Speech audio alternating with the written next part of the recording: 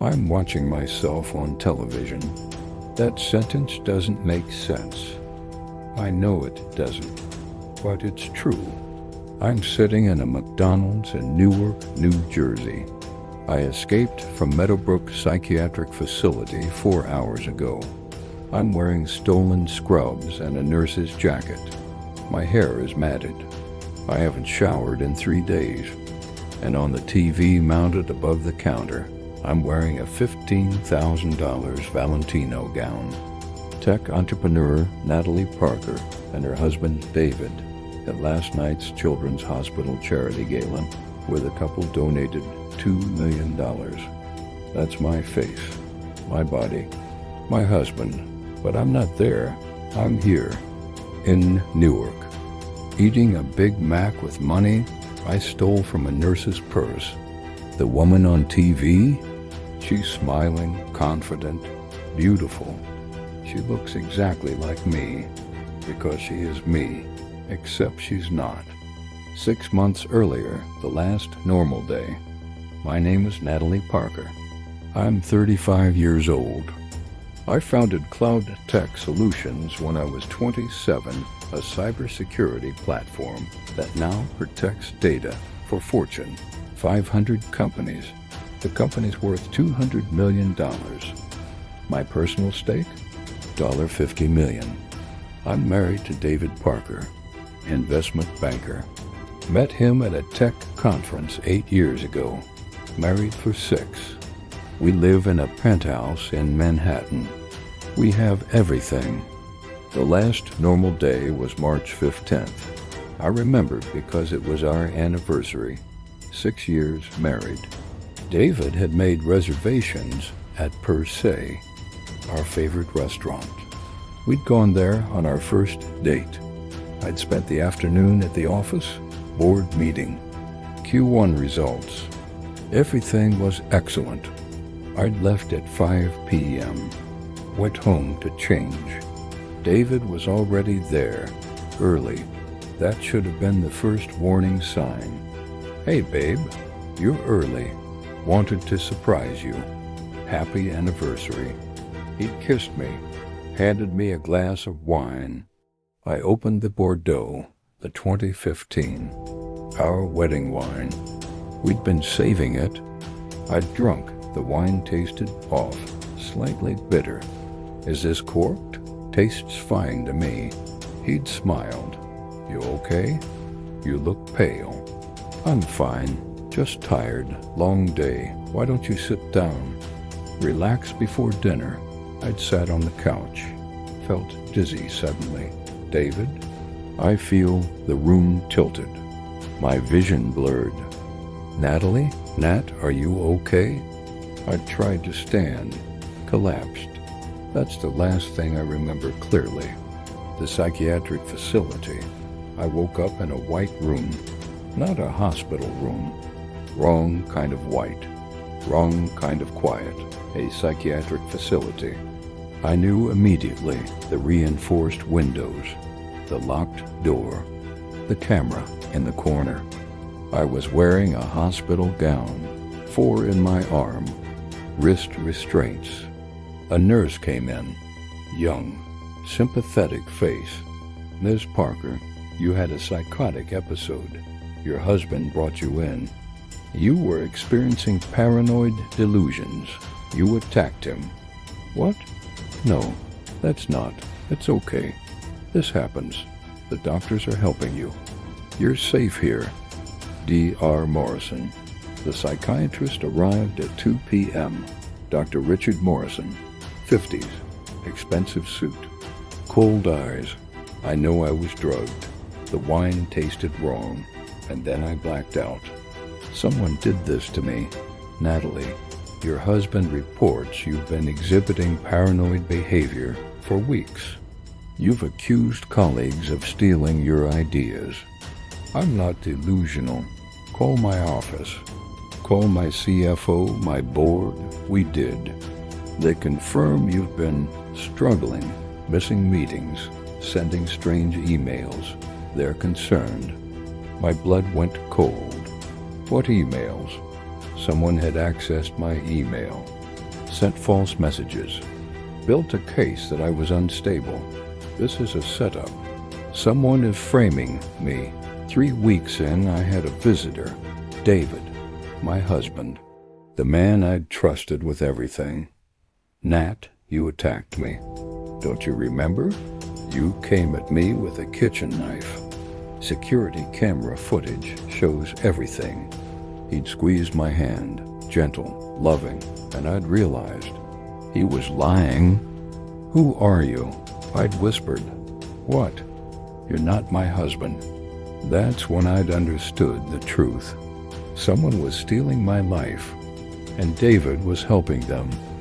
6 months in psychiatric facilities does one of two things: breaks you or teaches you how to survive. I'd chosen survival.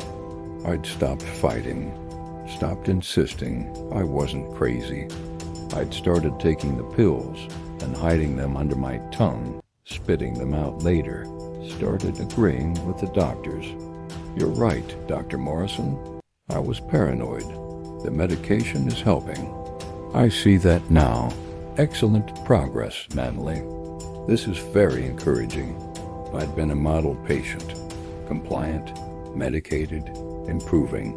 They transferred me from high security to medium security, then to low security, more freedom, less supervision. That's when I'd started planning my escape.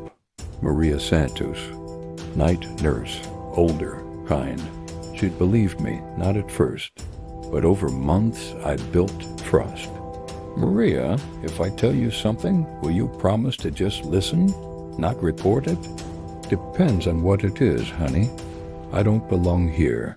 Someone stole my identity. Put me here to get me out of the way, because I'm worth $50 million. Whoever is pretending to be me now controls it all. What if I was never sick? Help me verify who I am. 2 weeks later, she'd come to me during night rounds. I ran your prints through a friend in law enforcement. You're Natalie Parker. Prints match FBI database perfectly, which means I'm telling the truth, or someone with identical prints is in here claiming to be you. Identical prints don't exist, not even in twins. I need to get out. See what's happening in my life. Leave the staff entrance unlocked tonight. 11 p.m. and don't notice I'm missing until morning shift change. I'd walked out at 11:03 p.m. wearing Maria's spare scrubs. Security had barely looked at me. Night, Maria. Night. I'd walked 6 miles to Newark, stolen $200 from a nurse's purse, bought clothes at a 24-hour Walmart, and turned on the news. That's when I'd seen her, me, at a charity gala, with my husband, wearing my jewelry, living my life. The news ticker, tech CEO Natalie Parker and husband donate $2 million to Children's Hospital. I'd pulled out the burner phone, Googled myself. Someone was living my entire life on social media, running my company, while I'd been locked in a psychiatric facility. Then I'd seen it, a photo from 4 months ago. Me at a coffee shop. 2 women, identical, both my face. The caption, so grateful my twin Vanessa found me after all these years. Twin. I had a twin. I'd spent the next week piecing together the truth. Public records, birth certificates. Natalie and Vanessa Parker, identical twins, split up at birth. Vanessa hadn't just found me. She'd decided to take my life. I'd waited outside my own penthouse, watched through the lobby windows. At 11 p.m., she came home. Vanessa, wearing my face, with my husband. David had his arm around her, kissed her in the elevator. Not a married couple kiss, a lover's kiss. David and Vanessa had planned this together. I'd taken the elevator to our floor, used the emergency key I'd hidden in the hallway light fixture years ago. opened the door quietly. Heard voices from the bedroom. "She's not getting out. Dr. Morrison said the involuntary commitment is solid. She signed the papers herself. I never signed anything." I'd burst into the bedroom. They'd both frozen, Vanessa in my silk pajamas, David shirtless, guilty. "Hello, sister," I'd said. "Nice life you're living. Mind if I have it back?" For 5 seconds, no one moved. Vanessa and I stood 10 feet apart, identical, perfect mirrors. Same face, same height, same build. But I was wearing Walmart clothes and had hollow eyes from psychiatric drugs. She was wearing La Perla silk and looked healthy, rested, radiant. David had scrambled out of bed. "Natalie, how did you—" "Shut up," we both said simultaneously. Vanessa smiled. "This is interesting. You stole my life." I took what should have been mine from the beginning. She'd circled me slowly. Predator examining prey. "We have the same DNA, Natalie. Same face, same blood. But you got Richard and Susan Parker. Money, education, opportunities. I got foster homes and food stamps. How is that fair? Life isn't fair. That doesn't give you the right to steal mine, doesn't it?" She turned to David. "Call security. Tell them there's an intruder." "David, don't. He's my husband now," Vanessa interrupted. "Legally. We renewed your marriage license 3 months ago. Signed all the papers. As far as the state knows, I'm Natalie Parker. You're just a delusional woman who escaped from a psychiatric facility. I can prove who I am." "How?" "Fingerprints? We're identical twins. Close enough that most systems can't tell us apart. DNA? Same genetic markers. Photos? We have the same face. What proof do you have, exactly?" I realized she was right. Identical twins. Identical appearance. How could I prove I was the original? "David knows," I'd said desperately. "David, tell her. Tell her I'm your real wife." David had looked between us, calculating. "I don't know which of you is which anymore," he'd said carefully. "You both look like Natalie. You both sound like her. I need time to figure this out." "Liar," I'd spat. "You helped her. You drugged me. You had me committed." That's exactly what a delusional patient would say, Vanessa had interjected smoothly. "David, she's dangerous. She needs to go back to Meadowbrook. I'm calling the police." David had reached for his phone. I'd run.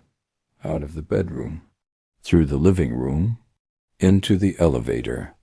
Vanessa's voice echoing behind me. "You can run, Natalie. But where will you go? You have no money, no ID, no life. I'm you now. And there's nothing you can do about it." The evidence. I'd spent the night in a homeless shelter.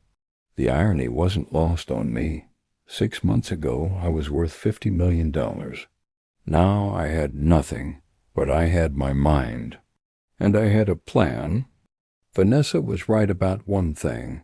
Fingerprints and DNA wouldn't prove which twin was which. But there was one thing that would. A scar. When I was 12, I'd fallen off a horse at summer camp. Compound fracture. Required surgery. Metal plate in my left femur. The scar was distinctive. 4 inches long. Slightly raised. On the outer thigh where no one would see it unless looking closely. Vanessa wouldn't have that scar. Couldn't fake it convincingly. I needed an X-ray. Proof that I had this surgical plate. That I was the real Natalie Parker. I'd gone to a free clinic in Brooklyn. "I need an X-ray of my left femur. I think I re-injured an old break. Insurance?" "I don't have it right now." The nurse had looked sympathetic. We can do cash. $200. I had $67 left. I can't afford that. I'm sorry. Try the E. They can't turn you away. The E was a disaster. 10-hour wait. When I'd finally been seen, the doctor had barely listened. Femur looks fine on examination. I don't think you need an X-ray, please. I need to know if the surgical plate is still there. Previous surgery. When? 20 years ago. And you're worried about it now? With no symptoms? I'm not ordering unnecessary imaging. Next patient. I'd left defeated. The lawyer. I'd needed help. Someone who could navigate the legal system. I'd gone to my own law firm, the one Cloud Tech used. Walked into the reception area. I need to see Marcus Chun. Marcus was my attorney. Had been for 8 years. He knew me. The receptionist had looked confused. Do you have an appointment? No, but Marcus knows me. Tell him Natalie Parker is here. She'd made the call. Whispered. Then looked at me strangely. Mr. Chun says Natalie Parker was just here an hour ago. Who are you really? My stomach had dropped. Vanessa came here? Security is on the way. Please leave. The only person who knew. There was one person who would know the difference between me and Vanessa. My mother, Susan Parker. The woman who raised me. Who knew every detail of my childhood. I'd taken a train to Connecticut, walked to my childhood home, rang the doorbell. My mother had answered, looked at me, smiled. Natalie, what a surprise. Come in, come in. Relief had flooded through me. Mom, thank God. You recognize me. Of course I recognize my daughter. You were just here last week. But I'm always happy to see you. She'd hugged me. How's David?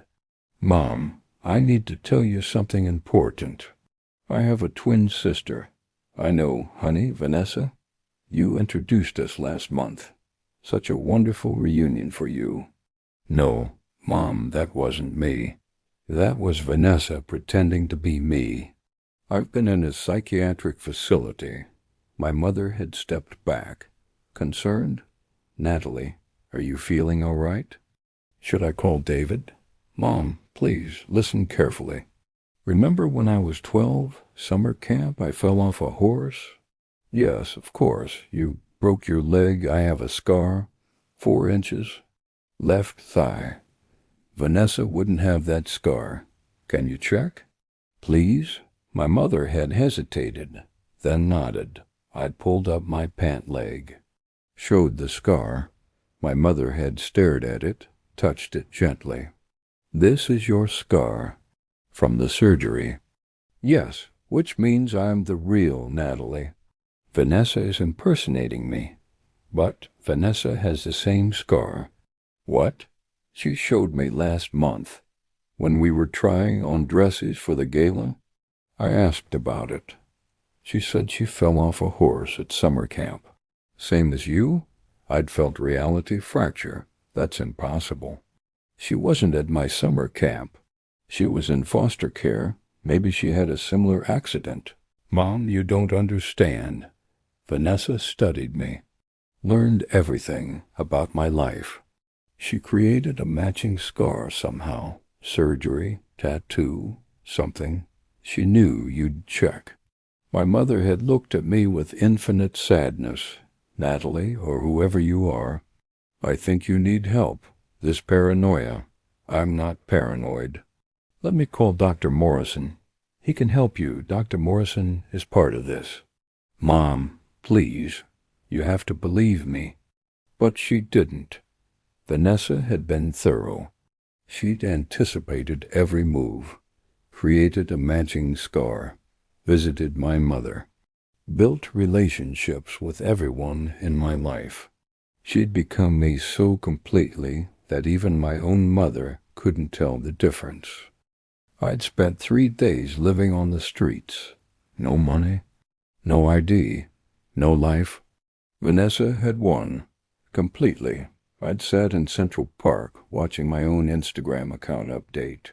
Photos of me at Cloud Tech offices, board meetings, dinner with David, my life, being lived perfectly by someone else. And then I'd seen the post that changed everything. A pregnancy announcement. Vanessa was pregnant, with my husband's baby. I'd felt something inside me break, then harden. She'd taken everything, but she'd also made a mistake. The weak point. Pregnancy means medical care, doctors, tests, medical records. And medical records require fingerprints, DNA, and detailed health history. If I could access Vanessa's prenatal records, I could prove a discrepancy, something that didn't match my medical history. I'd gone to my OBGYN. The receptionist smiled. "Ms. Parker, congratulations on the pregnancy." I said, "I need to discuss something important with Dr. Kim, privately." 2 minutes later, Dr. Kim had emerged, looked at me, frowned. "Natalie, I just saw you 3 days ago for your checkup. Is something wrong? I am the real Natalie Parker. The woman you saw 3 days ago is my identical twin sister. She's impersonating me. I had appendicitis when I was 16. Emergency appendectomy. The scar is here." I'd lifted my shirt, showed the scar. Dr. Kim said, "The woman who came in also has that scar." Vanessa had surgical scars tattooed or actual surgery performed. She'd planned for everything. Dr. Kim said, "There's one thing identical twins can't fake: retinal patterns. If you had a retinal scan on file, we could verify your identity. Cloud Tech. We have biometric security. Retinal scanners at headquarters. My scan has been on file for 8 years. The ally, I'd found Marcus at his home in Queens. I told him, 'Marcus, it's me. Natalie, there's someone impersonating me. My twin sister. I need you to pull my original scan from 8 years ago. Compare it to whoever's been accessing the building recently.' He typed for 10 minutes, original retinal scan. Natalie Parker. May 2018, an image appeared. Current retinal scan. Yesterday. They don't match." Marcus said quietly, "Which means the woman accessing Cloud Tech now isn't me." I started crying. Finally, someone believed me. We'd entered Cloud Tech at 8 p.m. Marcus had his security credentials. We'd gone to my office. Vanessa had redecorated. My space had been erased, but the safe was still there. I'd opened it. The combination was our wedding anniversary. Something Vanessa wouldn't know. Inside, documents, contracts, all bearing my real signature. Marcus said this proves she's an imposter. These signatures won't match her recent ones. The board meeting. Vanessa had walked in. "Good morning, everyone. Before we begin, I have an announcement. David and I are expecting." That's when I'd walked in, through the door, identical to the woman at the head of the table. The room had gone silent. "My name is Natalie Parker. The woman at the head of this table is my identical twin sister, Vanessa. I have proof." Marcus projected the evidence. Retinal scans. Side by side. Different. Handwriting samples. Side by side. Different handwriting. Different person. Medical records. The real Natalie has a surgical plate in her femur. The woman claiming to be Natalie? X-rays show no such plate. Vanessa had stood, backed toward the door. "You don't understand. She got everything. I got nothing. We have the same DNA.